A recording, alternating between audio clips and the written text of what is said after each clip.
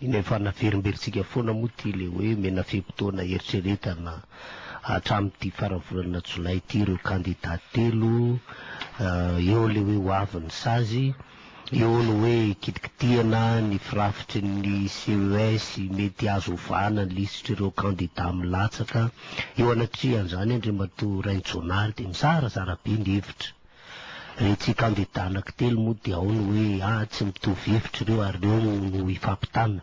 Eo ndraiky io ny candidat telo miohatra amin'le 23 hafa, ao anatin'ny 23 ndraiky io mbola ao ny kolektifa sy ny tsy maneho ny heviny sy ny karazany, dia miparitaka le hery sy ny vondron'olona eto Madagasikara Andriamatoa Raintsoanary, ary efa naverimberina foana moa ny tsy resaka zarazara ho anjakana ve nitrangan-javatra tahaka an'izany politika maloto napetraky Galeny tany amin'ny fanombohan'ny fanjanahantany.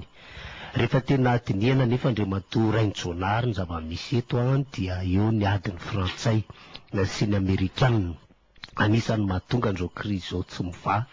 Rehefa adiniana ny JICM raha miteny François Colblat fotsiny tsika ohatra dia manizingizina ne miala ny candidat telo omena iny sazy, ery ampita nefa ny amerikanina dia miteny hoe alao ilatsaka daholo zay olona afaka mifaninana so mamelona krizy politika vaovao dia sahirana ny mpanara-baovao.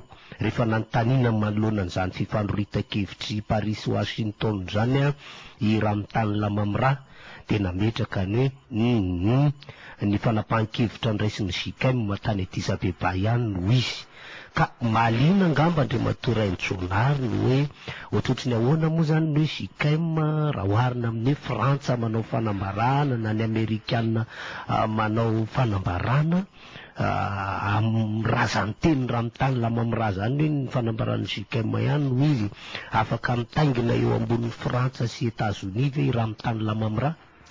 Misaotra anao namany Ismaël. Tsy ambaovao telo aloha no ataoko alohany amaleko le fanontaniana. Tsy ambaovao voalohany araka ny voalazanao teo dia ity: raha nivory tany Addis Abeba ny JICM tamin'ny andro ny fitom-pirenena malagasy 20 jona dia nanapaka fa hosaziny ireo candidat telo tsy mety miala sy ny olona rehetra manodidina azy. Notapahana tany Addis Abeba koa fa ahato ny famatsiam-bola ny fifidianana. Tsy ambaovao faharoa: na dia ao aza ny rahombava ataony fianakaviam-bera isam-pirenena tsy mety miala izy telo mianaka, ary ny pomban'ny filoha Ravalomanana moa maly sabotsy dia nilaza fa tsy hiala Ramatoa Lalao Ravalomanana. Noho izany nanapa-kevitra ireo firenena mpamatsy vola ny PASEM fa ahato ny famatsiam-bola ny fifidianana eto Madagasikara.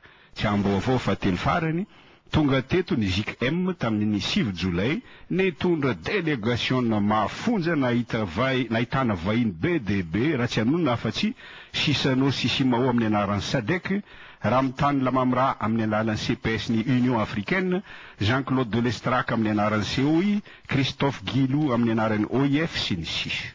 Rehefa vita izay namany Ismaël iny famakafakana azo atao. Miala tsiny ny tenen'ity fa sady bado no tsy manan-kambo ny mpitondra sy ny mpanao politika malagasy. Efa ataon'ny fianakaviam-bera isam-pirenena tsinotsinona dia mbola mamerindesona ohatran'ny zazakely ihany. Mbola milaza fa mandika ny lalàna iraisam-pirenena ny JIC. Mbola milaza fa manitsakitsaka ny zon'ny olom-pirenena malagasy ny JIC mandrara azy ireo tsy hilatsaka.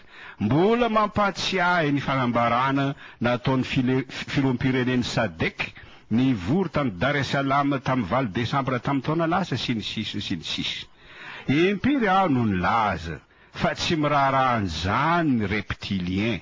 Tsy ny tenako akory no inona fa eo imason'ny reptilien tompoko. Olona tsisy dikany ianareo fa resiny ho piasany. Ka tsy ny fanajana lalàna no zava-dehibe aminy, fa ianareo piasany tsy maintsy manaraka ny baikony na mifanohitra amin'ny lalàna aza. Tety panjanahana efatra no ampiariny fianakaviam-be iraisam-pirenena eto Madagasikara izao raha vitsy. Voalohany, araka voalazanao teo namany Ismaël, zarazaro anjakana. Faharoa, ny tetika adiny dona.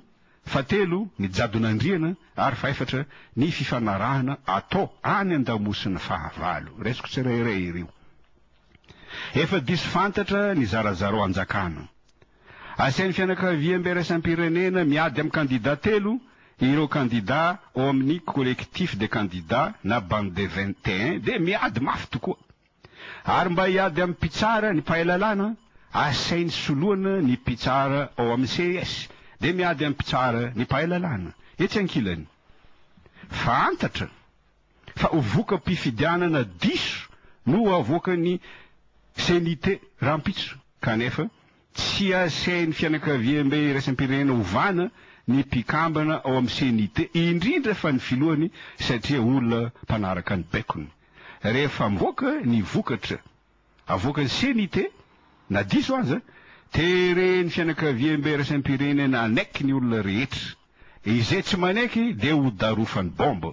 Tsy tombatombana izany tompoko, satria izany foana no mitranga any Afrika, araka nampatsivy namany Ismail tamin'ny fampidirana teo, amin'ireny rafitra lazain'ny fianakaviam-be raisam-pirenena fa mahaleo tena, kanefa mandray baiko aminy. Dia ny CEI, Commission électorale indépendante, ny CENAP, Commission électorale nationale autonome et permanente, ny CNE, Commission nationale des élections, ny CMI, Commission électorale mixte indépendante, ny CENI, Commission électorale nationale indépendante.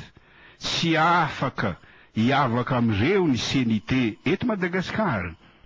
Tamin'ny 20 jolay lasa teo aza, no tsy kerain'ny ministry ny atany Florent Rakotoarisoa mafy ny senité, tsy namoaka ny daty mpifidianana fa nanankina an'izany amin'ny fanavaozana ny mpikambana ao amin'ny CS sy ny famoahana ny listy ny candidat vaovao, zavatra mbola tsy misy akory hoy Andriamatoa Florent Rakotoarisoa. De nanontany tena mihitsy aza ity ministry ny atany ity hoe maleo tena marina ve senité raha oharina amin'ny fianakaviam-be raisam-pirenena. Izy moa tsy namaly fa mazava ny tiany olazaina. Amin'ity resaka zarazara ao anjakana ty any, asain'ny fianakaviam-be raisam-pirenena miady amin'ny FFKM ireo candidat RABKS, de manenjika tokoa ny FFKM, manondro ny FFKM ho manao coup d'état théologique. Asainy miady amin'ny fanjakana ny mpandraraha malagasy de miady tokoa satria tsy mety mandoa etra amin'ny fanjakana izy ireo fa apetrany amin'izany compte séquestre izany ny vola etrany. Ary faly ery azy ireo mpandraraha ireo milaza idehaka fa efapolo miliara ariary ny vola etra tsy nampidiriny any amin'ny kitapom-bola mpanjakana. Ny mahamenatra namany Ismaely de ny mandre fa ny mpandraraha vahiny indray no mandoa ny etra ny ara-dalàna amin'ny fanjakana. Tsy tsapany ireo mpandraraha malagasy ireo akory, fa ny andravany Madagasikara no tanjo ny fianakaviam-be raisam-pirenena.